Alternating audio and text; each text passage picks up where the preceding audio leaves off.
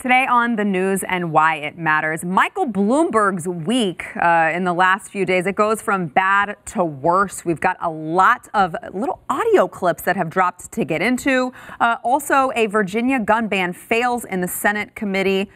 Huge blow for Governor Blackface Ralph Northam. Got a lot to get into on this Monday, and it starts right now.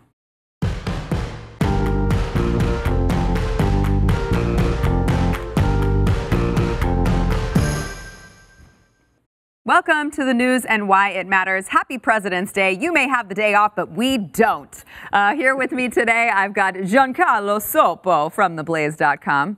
I'm never going to not say your name like that. It's fine. We've got Rob Eno, Blaze media critic Rob Eno, back with us.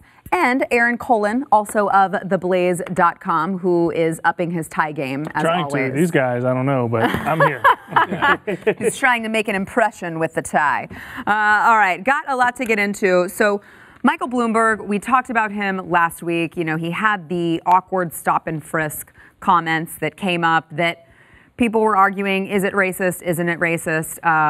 You know, for what it's worth, Donald Trump himself was a proponent of stop and frisk during the 2016 election. So I don't know that it was the actual policy that was the question, but rather the way, the spirit in which, you know, Mike Bloomberg had the conversation about minorities and throwing young black men up against a wall. So let's go over just a few more of the new little pop-ups that have happened with Mike Bloomberg just over the weekend.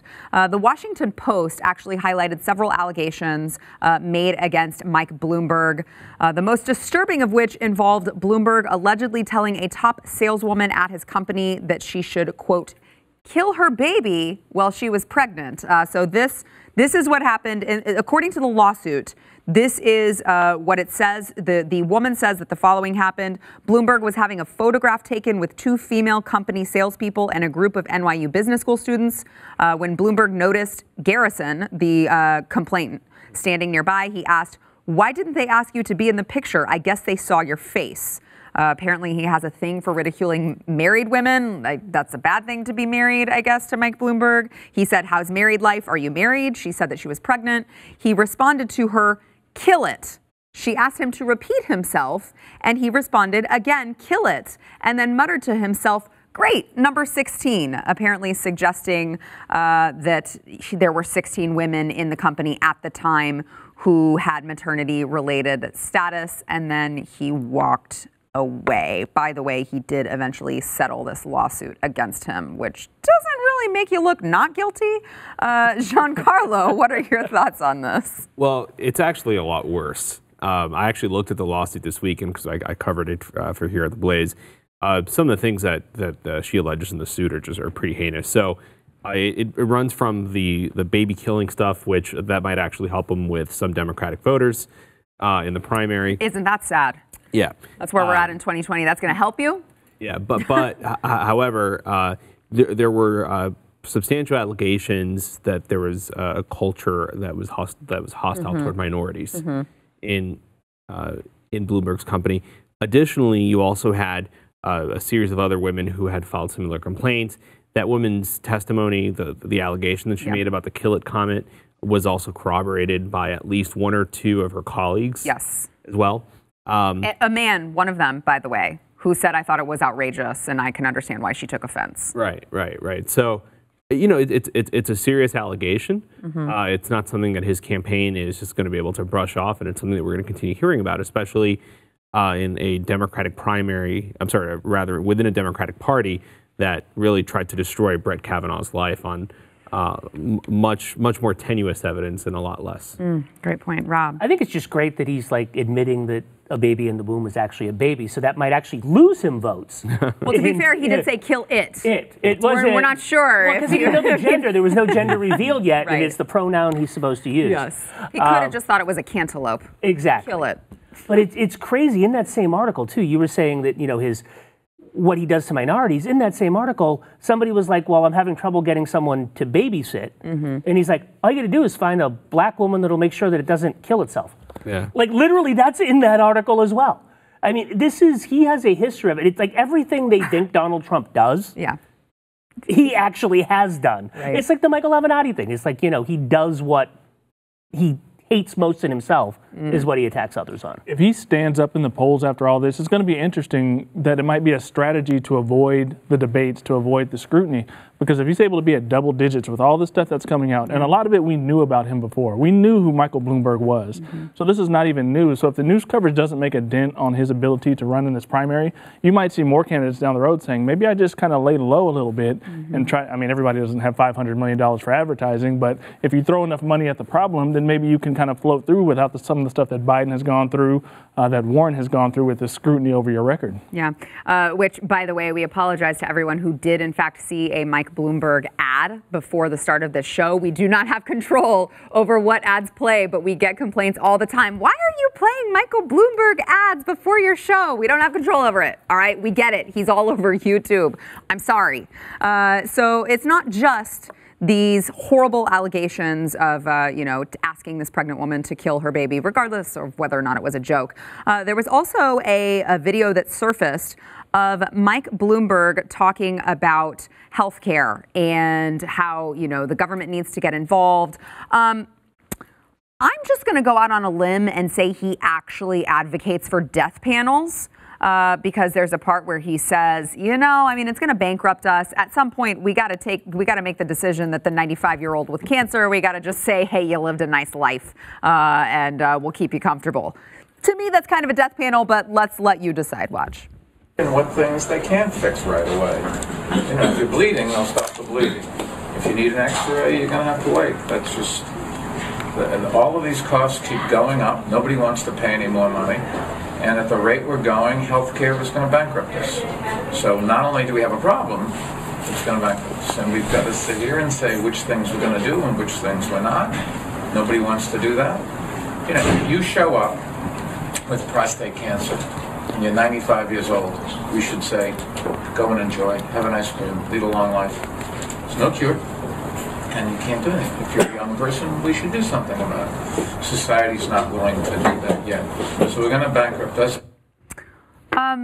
Aaron, was that sounded pretty clear to me, like that was the government deciding whether or not your Go life enjoy was... your prostate cancer and enjoy the rest of your life. The interesting thing about Bloomberg, he seems to be saying a lot of the things that we're trying to say about what the Democratic Party is doing, but they aren't willing to say. So he's playing this weird role of exposing the ugly side of all these policies that they sugarcoat. So I'm kind of on board with him keeping going because it's going to make them answer for the realities of these things like abortion or healthcare that they're not willing to say and that people aren't willing to ask them at these debates or in these interviews. Yeah, Rob, you agree? Keeping care from elderly people is a feature, not a bug of government health care. It happens everywhere it's practiced. And the other one that he said is you might have to wait for an X-ray.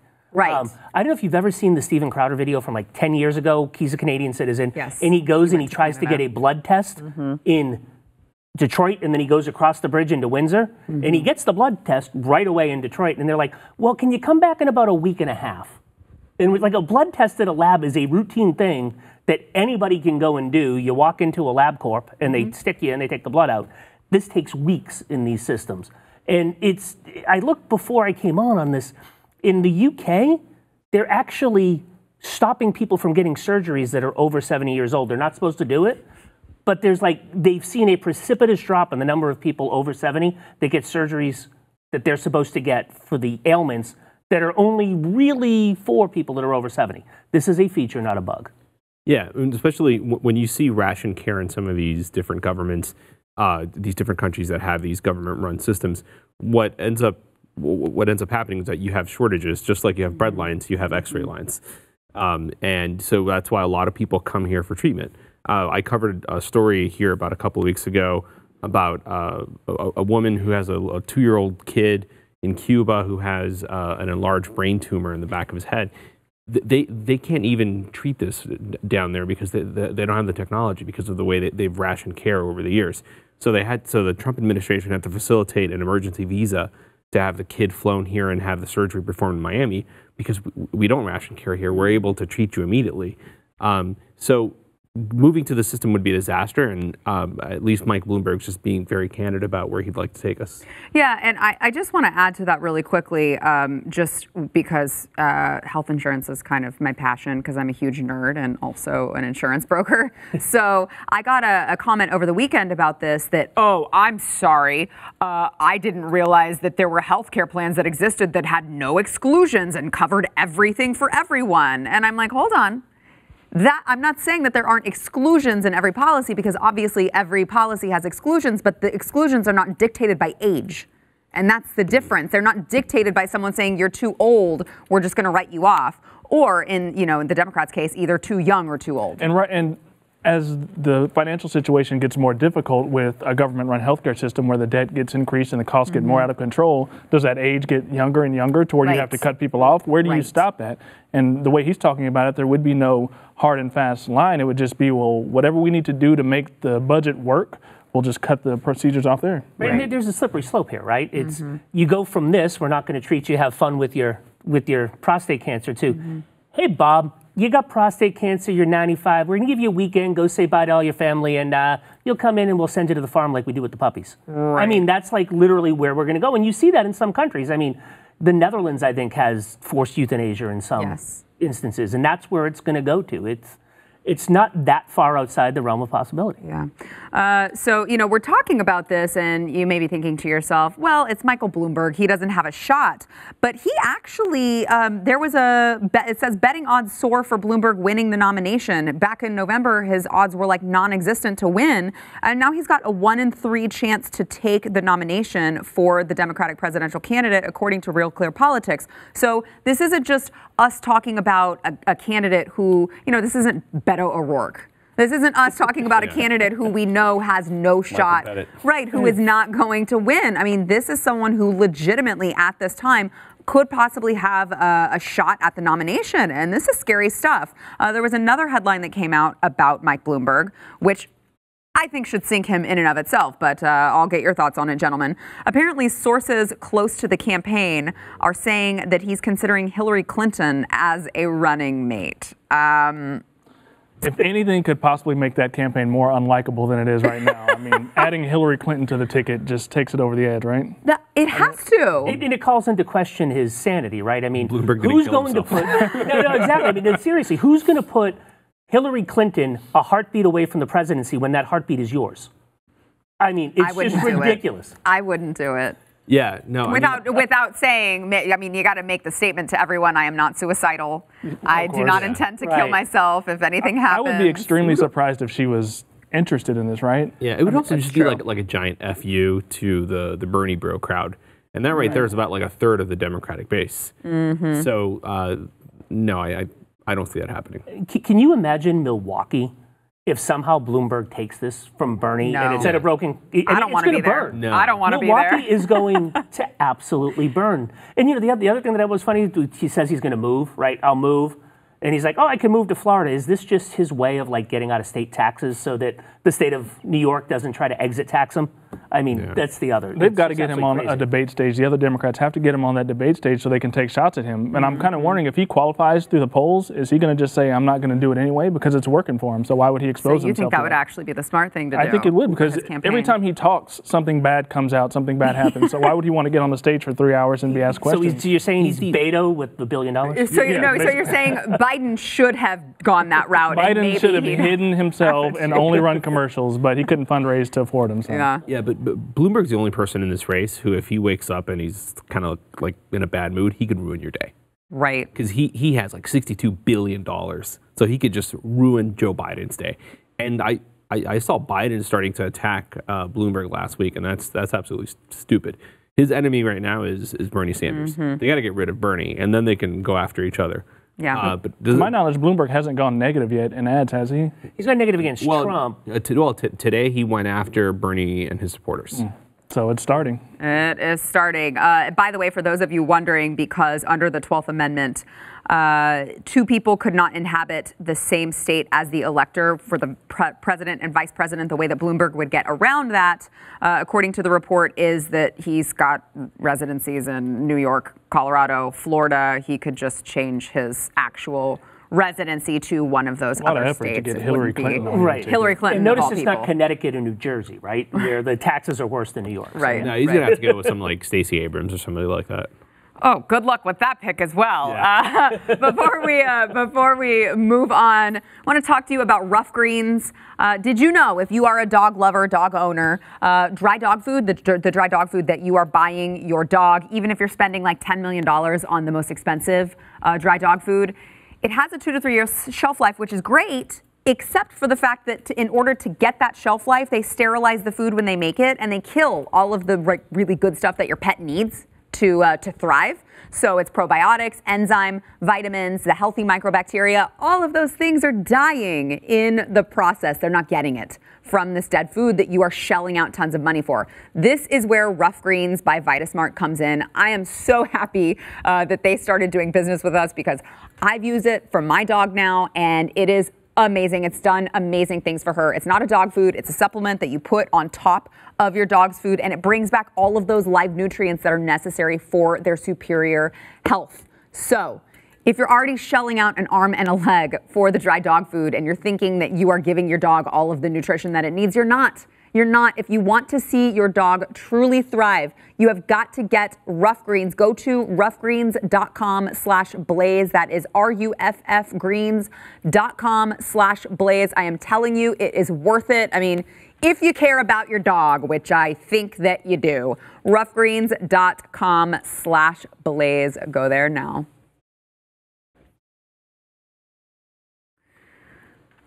Getting back into the 2020 presidential election and the craziness in the Democratic Party, Bernie Sanders was having a campaign rally in Nevada on yesterday, and some really bizarre events started to unfold. I've got a lot of questions about them. Someone rushes the stage to protest, and then women come up who are not wearing clothing on their tops. And it all just kind of goes crazy from there. Let's watch.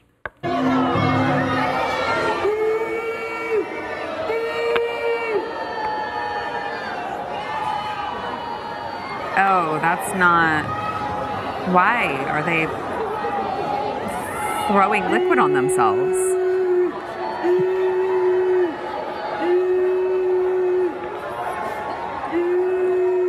So this particular clip didn't catch the very beginning of this woman rushing the stage, but she rushed the stage and she said, "Bernie, I am one of your biggest supporters, but I really am asking you to stop propping up the dairy industry. Stop propping up the dairy industry." Not aware that he was propping up the dairy industry, but it sounds serious. Where was security at this event? That's my question. They were just like all over him. And how do you tie that to topless demonstrations? Because where does milk come from? Right, it's the nipples. It's the nipples. That's some powerful symbolism right there. Milk is murder. Apparently, because you don't ask for consent. I don't know. But that's my main question, Aaron, is where was security? It's a little bit disturbing that people cannot. I mean, that was not just one person. It's a good thing that person was apparently a fan and not somebody who wanted to stab him. Right. Because nobody got up there for quite a long time, and he's just kind of standing there hanging by himself. He was so mad, by the way. And his face was turning red because there's naked people on stage, and he's feeling very awkward. Just for the record, when the woman came up who was clothed, he started turning and walking the other way. The topless woman came over, and he turned back. He was just looking out for his own safety, of course. He was a budding erotica writer, so yes. There you go. Yeah, he's got some stuff. It probably reminded him of like his hippie commune.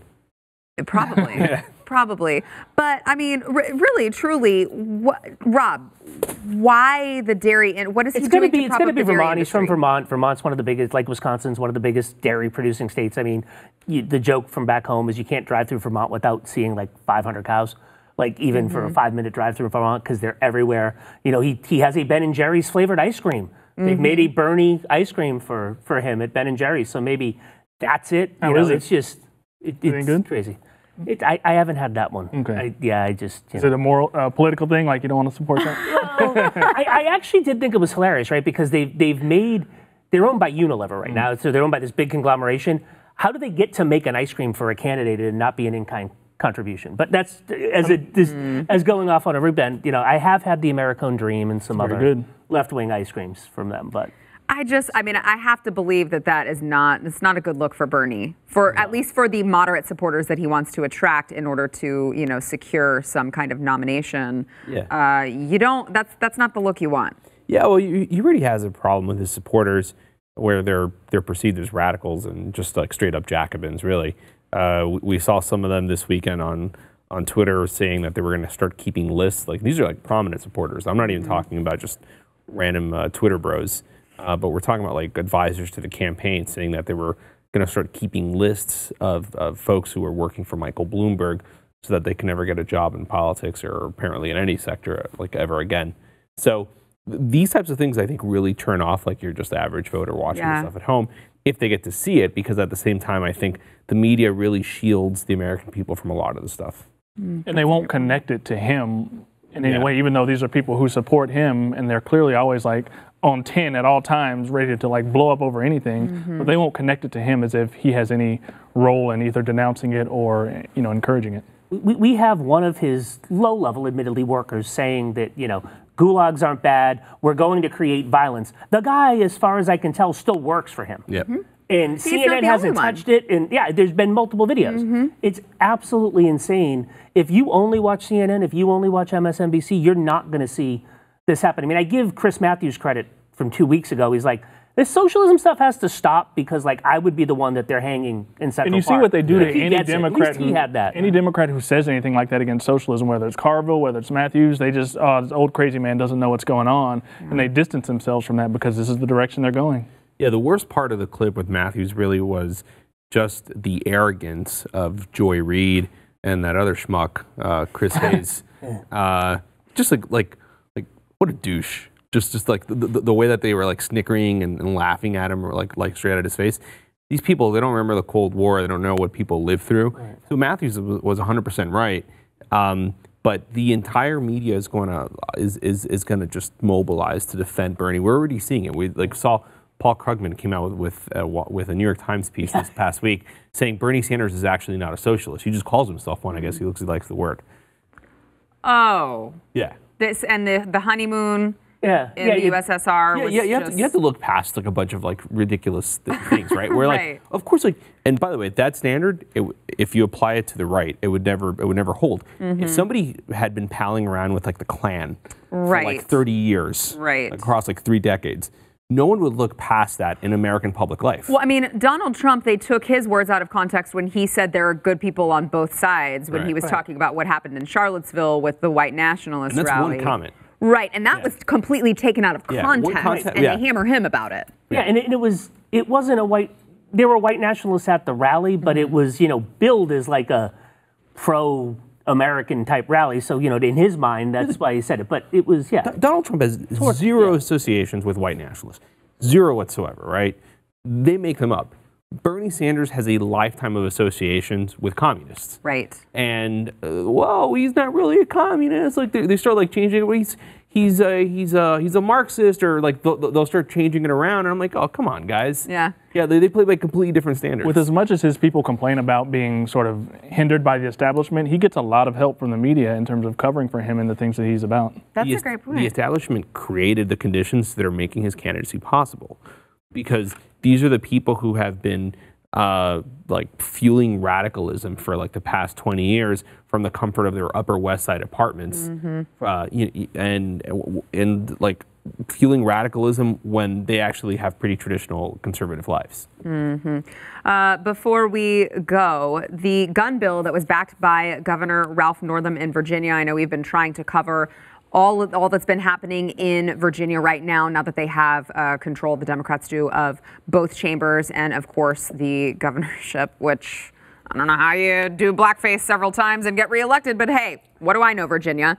The gun bill that was backed by him that included the sweeping ban of guns, magazines, and suppressors, and made actual legal gun owners turn over it was actual gun confiscation, turn over their stuff to the state, was rejected by a Senate committee. So 4 Democrats joined all of the Republicans on the committee to send the bill to the Virginia Crime Commission for further study. So it will not be reconsidered before the legislative session expires. I think it just good news? Yeah, I think it just goes to show the power of mobilizing and being activists for this issue.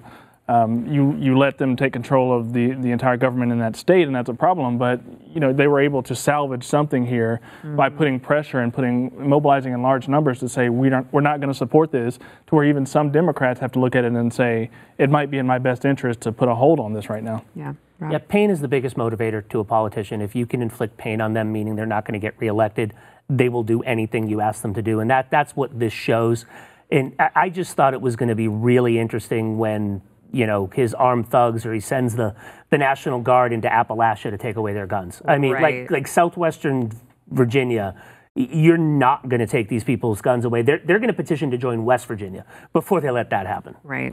Yeah, I used to live in a rural county in Virginia, so the idea of this passing just seemed completely foreign to me.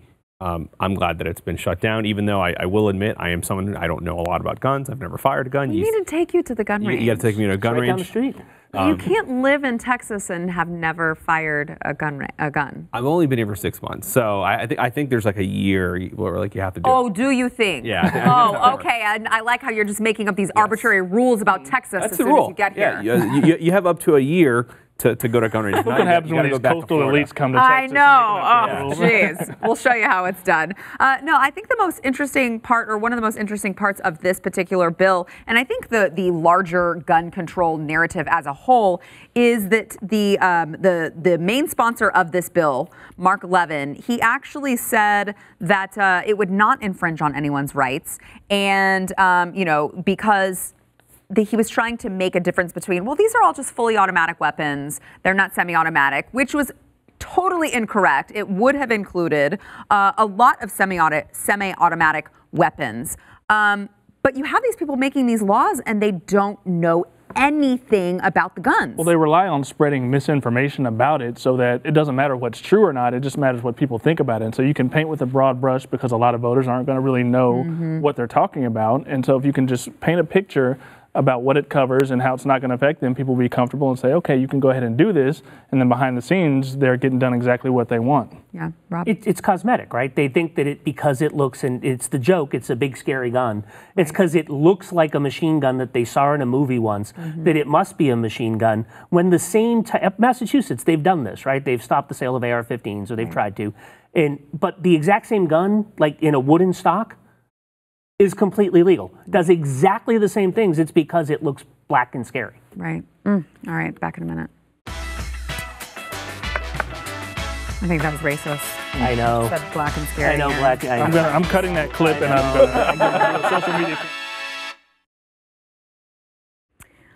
Good friend of the program, Alexandria Ocasio-Cortez, officially began her re-election campaign over the weekend. Now, this is going to be, I think, kind of an uphill battle. She's facing 12 primary challengers. Should tell you something, I think. She spoke to a crowd of more than 100 supporters. 100 supporters, all right, at the opening of a new election office in Queens, telling them that they need to get out the vote for the June 23rd primary. She did admit in her speech, she said last election cycle in the primary, as we know, the turnout was quite low. This year, we want to multiply turnout by 4 times. That's our goal. We want to secure 60,000 votes in the primary election. She said, I think everyone has a right to one. I won my seat with a primary. I would never begrudge anyone trying to run in a primary. I am committed to organizing. She has raised $5.3 million for her campaign war chest. Does it say something? Should we be a little bit optimistic about the people in her district of New York that she has 12 primary challengers now? Yeah, so I really like the William F. Buckley rule here, where in each race you find the most conservative, viable candidate, and you support that person, even if they're a Democrat. And in this case, any one of the people running against her in the primary would be better than she is, unless she's running against actual Trotskyites or something. Right. So, but I am excited that there is a fellow Cuban American running against her in the primary, a former CNBC reporter. So hopefully It's a female too, right? Yep. Do you remember her name? Cabrera. Okay. Yep. Yeah. And hopefully, we can get rid of this terrible person who's having a very negative impact on our politics. she is driving her own party even crazier than what already was, and it's really having a terrible effect on our national public life. Yeah. Rob, what do you think? I think it's very healthy, and I'm wondering, is there this CNBC person? Is there somebody that Nancy Pelosi is actually helping behind the scenes? Are we going to see that as we get closer to the primary? Because the establishment of her party hates her. She has sucked all the oxygen out of the room. The squad is basically what pushed impeachment. I still think Nancy really didn't want to do it. She put on a face because she's anybody Why that really did she wanted do it to do then, though? Why did she cave to the squad? Because I think it would have become an issue, and I think she was afraid that if they didn't do impeachment, more Alexandria Ocasio-Cortez's and Rashida Tlaib's and Ilhan Omar's would have popped up in primaries across the country and say, see, these people are just there to protect Trump. It's all the same thing. I think that in the end of the day, that's why she did it. Because if she did it because she actually believed it, she'd have a coherent argument as to why she did it. Yeah. And she doesn't have a coherent argument as to why she did it. I think it was to placate the base to make sure that the party isn't completely taken over by these radicals. Yeah. When I hear you've got 12 primary challengers, all I think is that they're going to split the vote. She's got unbelievable name recognition. Her fundraising is among the best in the nation in terms of Congress as a whole, not just in her state. There's probably no way that she's going to lose this primary. It's interesting to see how many people are trying to go after her, and it will be interesting to see if there shows some sort of negative turn against her. But because it's such a high-profile race, she's got so much money and so much name recognition, I don't think any of these people is going to be able to really make a dent in her reign there. So it'll be interesting to watch. But so you're the pessimist at the table. You don't I think she's said. But so much of politics is about celebrity. I mean, she was able to win because she caught somebody off guard last time, and now she's going to be running on celebrity and name recognition, and there's going to be national money pouring into her that none of those other candidates are going to be able to get. She'll be able to run kind of the same kind of thing in her district as Bloomberg is doing nationally. You'll be able to see her everywhere, and that's just how she's going to win. That's true, but if everyone sees her, every time she opens her mouth, she gives people a reason not to vote for her. So what if that backfires? Because I mean, if I'm her challenger, I'm like, keep talking, Alexandria. It could. I just wonder, are any of these candidates strong enough? And maybe should they sort of say, okay, we need to pick somebody who we can sort of get behind to push against it? Because if it's a 13-person race, I don't see any way that anybody gets enough votes to challenge her. It's also a pretty far left district. It is, but to me, I mean, you can find someone who is far left and like actually a intelligent person. Right? Yeah. Like you can find someone who is not as dumb as a box of rocks, but also just has those same policies at the end of the day. I mean, she's very clearly a puppet, right? Yeah. She doesn't know much about anything. She's been coached on what to say. She knows the buzzwords to bring up. So I just feel like even if the district is far left, certainly they could ask for better representation than AOC. Yeah, well, but you can't pull yourself up by your bootstraps. It's physically impossible. I mean, come on. Somebody do it right now. Do it right now. I want one of those challengers to do like a mailer with bootstraps and just like send it to people and just of all the gaffes. Yeah. It makes me question though the Boston University education. I mean, she has a degree from one of the most prestigious colleges in the United States. Yeah. In economics. In economics, I know. Milton Keynes. Milton How Keynes. do you, Milton How do Keynes. you graduate from there and still know nothing? What do you have to say, Giancarlo? Do you think that should we be, I'm talking about the district that she runs in New York, but just kind of widespread in America, is it maybe a good sign that she has so many primary challengers that maybe the Democrat Party, for as loud as the squad is and as much as they, talk a lot of noise, maybe the squeakiest wheel is not necessarily getting the grease in the Democrat Party in 2020? Yeah, I mean, but like the problem is that they punch above their weight, right? Yeah. So they have a disproportionate impact on the rhetoric because, let's face it, I mean, she's young, telegenic. She's very charismatic. So so long as news channels are going to be like tripping over themselves to get her on television, she's going to have a disproportionate impact, an influence on the party, and she's also going to be able to fundraise a lot of money. Mm-hmm. Rob, what do you think? I mean, she just It's somebody. like, Yes. That. Well, yeah, because it's like, no, I mean, Alexandria Ocasio-Cortez, I don't know how to describe what she does, but I think she upsets, like I said, the establishment of her party. And I think what Carville said in response to the hack comment from Bernie, you know, there are people that are just in it for the money. James Carville is somebody that is a hired gun, has been in it for the money for his entire life. And those are the people that, quite frankly, run both parties, right? I mean, Donald Trump ran against it in the Republican Party. Bernie's running against it in the Democratic Party. And those people are going to try and find somebody to run against her. So I still think that you're going to see somebody that will have some sort of establishment support. It'll be interesting to see which one of the 12 that is. But to your point with it's first past the post, right? She's probably got to get 27% of the vote to win this primary with 12 people running, but that also opens it up for somebody else to get 27% and I think of the vote. If she's putting effort into turnout, I think that's going to have an impact because she did win with relatively few votes last time. But if she takes it seriously, I think she's fine. If she doesn't, then maybe somebody can catch her off guard if they get the right support. She also runs the gulag, so she has free for free labor. 13 people going to the gulags now. Yeah. Back in a minute.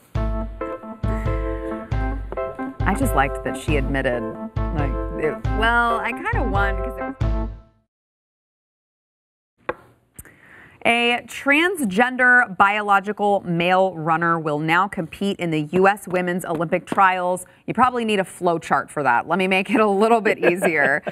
So the first openly transgender athlete will compete in the 2020 U.S. Olympic marathon trials. This is a biological male who identifies as a female, 28 years old, who is competing in the women's trials. Megan Youngren is what he calls himself. He started taking hormones in 2011, came out as trans the next year, and finalized transition paperwork just last year. He says, you know, people are gonna put it down. They're gonna say it's too easy because you're trans. But what about the other 500 women who will qualify? That's probably the exact same story, except, you know, without the penis. I trained hard, I got lucky, I dodged injuries, I raced a lot, it worked for me. That's the story for a lot of other people too. As I just said, I think he's missing one detail there in between the legs. Now, in order to compete in the women's Olympic events, male to female transgender athletes must have their testosterone level below 10 nanomoles per liter for at least 12 months before competition. Does that make this fair?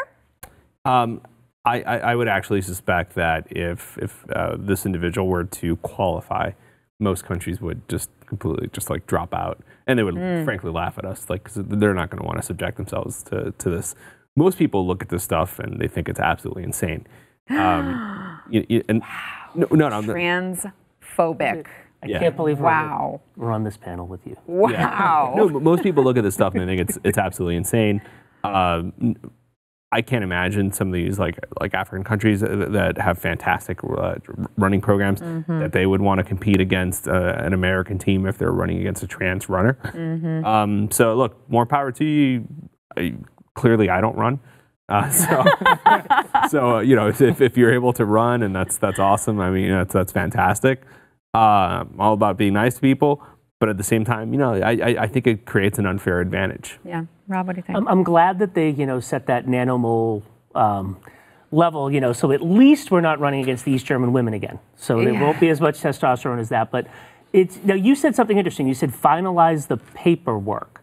Yes. Does that mean that they finalized the surgery or just finalized the... Because here's my deal. Paperwork. Here's my deal. If you go through with it and you finalize the surgery and you do the whole thing, compete as a woman, but if you finalize, you know, if you've done everything and checked off every box, I don't think I have a problem with it, but it's, you know. Okay, but what about, so let's say you do go through the transition. I don't think that addresses the, the lung, you have a greater lung volume capacity. when you're a male. You've got skeletal size and bone mass to consider. That doesn't really change just because you get something cut off. The problem is that these governing bodies that are dealing with this are trying to come up with rules on the fly to where they're saying, okay, this much testosterone or this many years of having treatment or something like that, but they don't really know a way to handle it. And you don't have to listen to me as a male. There are women. Thank you. Yeah, well, okay, I didn't need you to add that. But there are girls who are competing against transgender athletes who are saying this is not fair. And you have to address that. If they're thinking that it's not fair, then who are we to sit here and say, nope, you just got to deal with it? There are clear biological advantages to a male competing in women's sports. And so to just say that, well, if they don't have so much testosterone, that just solves the whole problem, That's not going to work. And so they're going to keep changing it, and they're going to keep having to deal with this because there will be more. But you can't say that it's competitively fair, and you can't say that everybody just has to deal with it. It's not at a place where we can just accept this. And it's not about being transphobic or who these people are. It's just about athletics in the competitive format. It has to be addressed. Science? Yeah. It's about science? Yeah, that's one of them.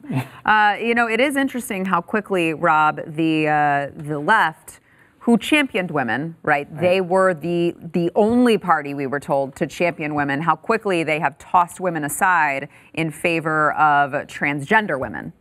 It's absolutely right. I mean, we're done. We're toast. Transgender women rule the show. Who cares if we ever win anything again, any competition again? It's the hierarchy of intersectionality. Yeah, the intersectionality Olympics. That's what I was just about to say. It's the Olympics of the intersectionality Olympics, as Steve Deace always says, where, Say that 5 times fast. No, don't really. Please. But it's all about, who you can and who you can't go after. And the left has decided that transgendered people are now more valuable and have more worth than women.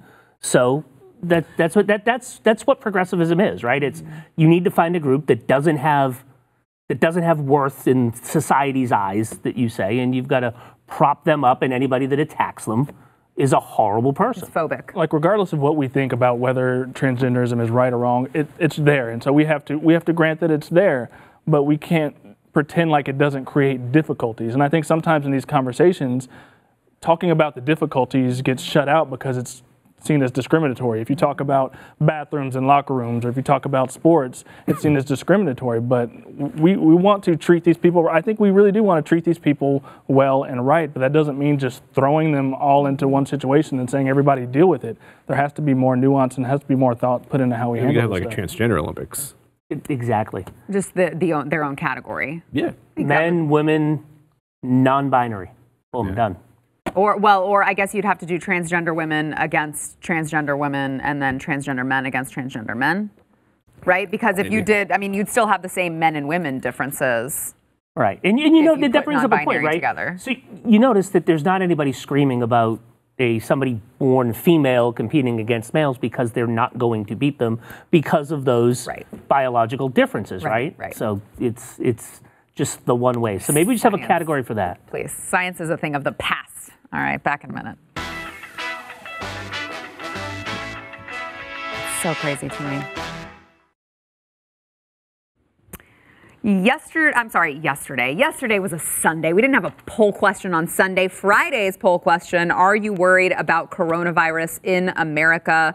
57% of you said no. 43% of you said yes.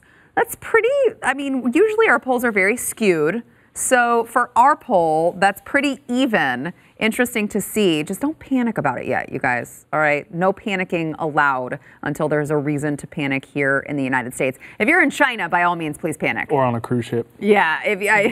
Or in Hawaii and from Japan. If you're overseas, I don't know what to tell you. Good luck to you. Yeah, just seriously. Today's poll, which 2020 Democrat would be easiest for President Trump to beat? Here are your options. You ready? Which 2020 Democrat would be easiest for Trump to beat? Bloomberg, Biden, Bernie, or Buttigieg? Easiest for Trump to beat. Well, I think the president said that he would probably like to face off Michael Bloomberg. Mini Mike? Yeah, I think he's like a flawed candidate. It's easy to turn him into a caricature. Yeah. What do you think, Rob?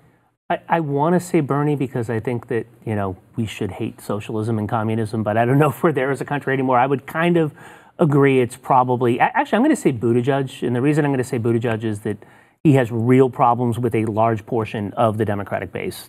Especially minorities. Yeah, minorities will not vote for him. And it's like, it's vehement, and it's because of what he did as mayor in South Bend, not because of his sexuality. And my African-American Democrat friends are like, they hate the man. Yeah, what do you think, Aaron? Bloomberg, he's got so much baggage and so much ammo that Trump could take aim at. I think that would be an easy win. Yeah. Well, let us know what you guys think. You can go to Twitter. It is @TheBlaze. Let us know. Who do you think will be the easiest for President Trump to beat? We will see you again tomorrow.